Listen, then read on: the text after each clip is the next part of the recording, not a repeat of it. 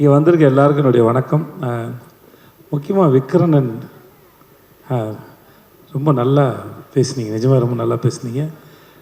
Mentor Vetrimaaran போட்டுனேன். நான் படத்துக்கு மட்டும் தான் நினச்சேன், மேடை பேச்சுக்கும் அவர் தான் மென்டார்னு எனக்கு தெரியாது. உட்காருங்க, அவர் விட்டதெல்லாம் இவர் எடுத்து கொடுத்துட்ருக்காரு. நீங்கள் ரொம்ப நல்ல மென்டார் சார்.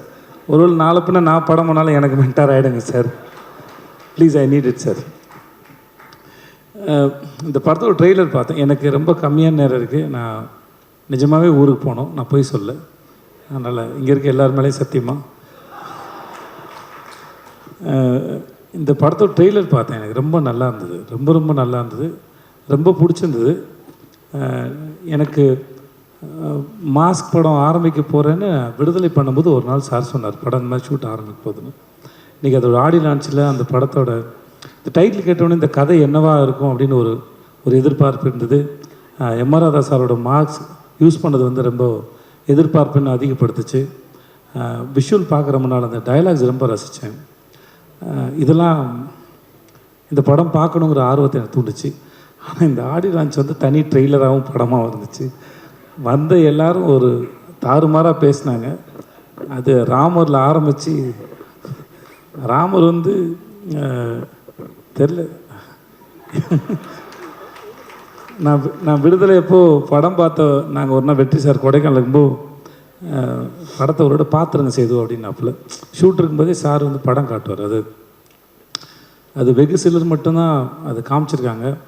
அந்த டிஸ்கஷனுக்கு ஆக்டர்கிட்டையும் கேட்குறது. ஏன்னா அவர் அந்த படத்தில் எவ்வளோ சிந்தித்து அந்த படத்தை இயக்கியிருப்பார், இல்லை வேலை செஞ்சுருப்பான்னு எனக்கு நல்லா தெரியும். அதையும் தாண்டி படத்தில் வேலை பார்த்த எனக்கு அது மேலே ஏதாவது கருத்து இருக்கா, ஏதாவது சொல்கிறதுக்கு இருக்கா? நான் என்ன நினைக்கிறேன், இந்த நம்ம விக்ரமன் சொன்ன மாதிரி தான் ரொம்ப டெமோக்ராட்டிக்கான ஒரு மனுஷன். நான் பார்த்த வரைக்கும் ரெண்டு முகம் கிடையாது அவர்கிட்ட, எந்த மாஸ்க்கும் இல்லை. அவர் மேடையில் பேசுகிற இல்லை தனியாக அறையில் பேசினாலும் சரி, எப்போ பேசினாலும் எனக்கு தெரிஞ்சு ஒரே ஒரு வெற்றிமாறன் தான் இருக்கார். ஸோ அவர்கிட்ட சுத்தமாக மாஸ்கே இல்லாத ஒரு மனுஷன். ஸோ அவர்கிட்ட ஒரு விஷயத்தை பகிர்ந்துக்கும் போது என்னடா இது கூட ஒருத்தன் தெரியலையே அப்படிங்கிற மாதிரி இருக்காது. தனக்கு தெரிஞ்ச எதுவாக இருந்தாலும் சக மனுஷன்கிட்ட பகிர்ந்துக்கிறதுல, சமமாக நடத்துறதுல ஒன் ஆஃப் த பெஸ்ட். ரொம்ப நன்றி. நீங்கள் மாதிரி ஒரு ஆளாக இருக்கிறதுக்கு ரொம்ப நன்றி sir. I learn so much from you. So அப்போது அந்த சமயத்தில் இந்த ராமருங்க ஒரு ஆளை பார்க்கும்போது, ஐயோ பாவம் புள்ள பூச்சி இந்த மனுஷன்ட்ட மாட்டிகிட்டு இருக்கா அப்படின்னு நினச்சேன். எனக்கு எப்போ தான் தெரிஞ்சது அந்த ஆள்கிட்ட நம்ம கூட்டமே மாட்டேங்குது.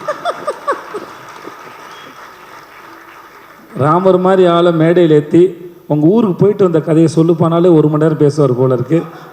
நம்மளாம் உட்காந்து ஜாலியாக கேட்கலாம். ஸோ ராமர் பேசினா இருக்கட்டும், நம்ம கிங்ஸ்லி பேசினா இருக்கட்டும், சுப்பிரமணிய சிவா சார் பேசினா இருக்கட்டும், எல்லாருமே ரொம்ப நல்லா பேசினாங்க.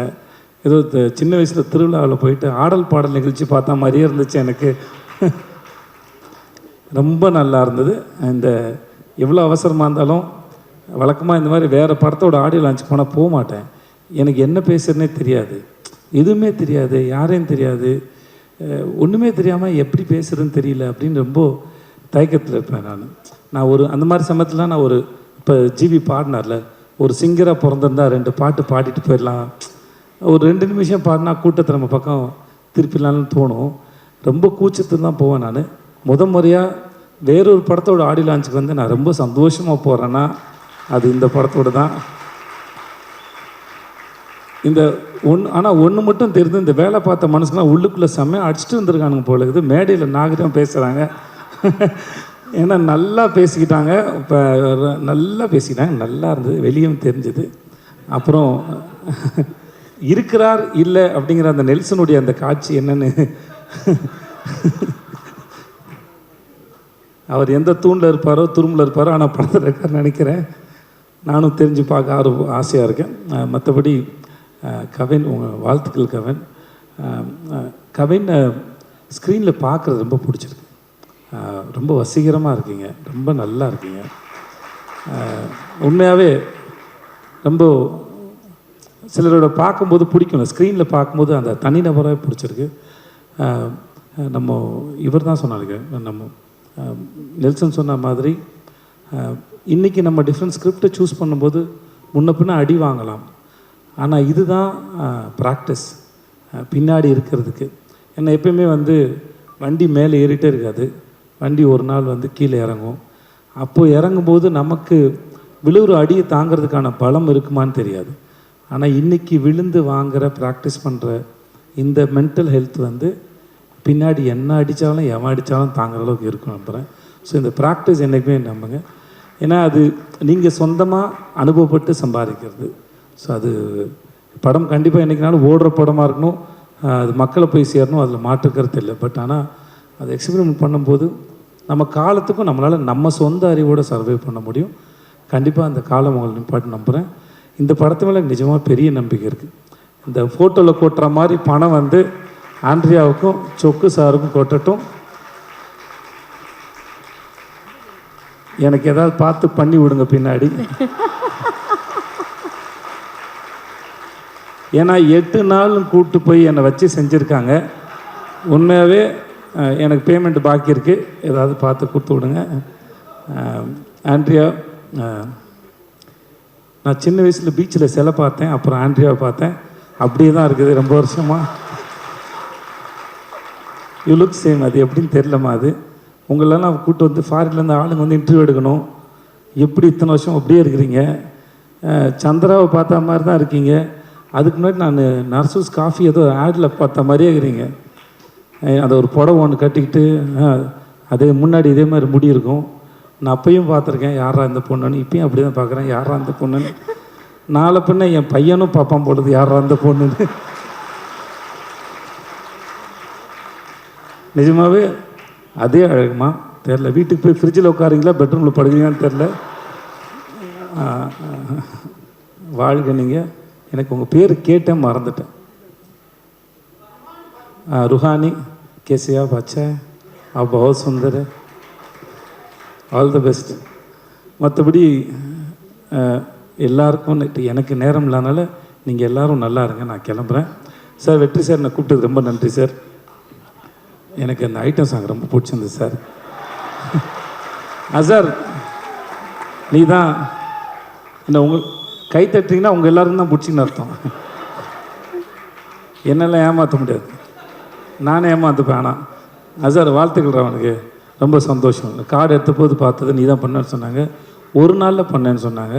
வாழ்த்துக்களா சார், ஒன்று பார்க்கல, சந்தோஷம், வாழ்த்துக்கள். Thank you so much. GV sir, இது வரைக்கும் நான் எந்த படம் கேட்டாலும் எனக்கு வந்து பண்ணுறேன்னு ஒத்துக்கிட்டதே இல்லை. Thanks GV sir.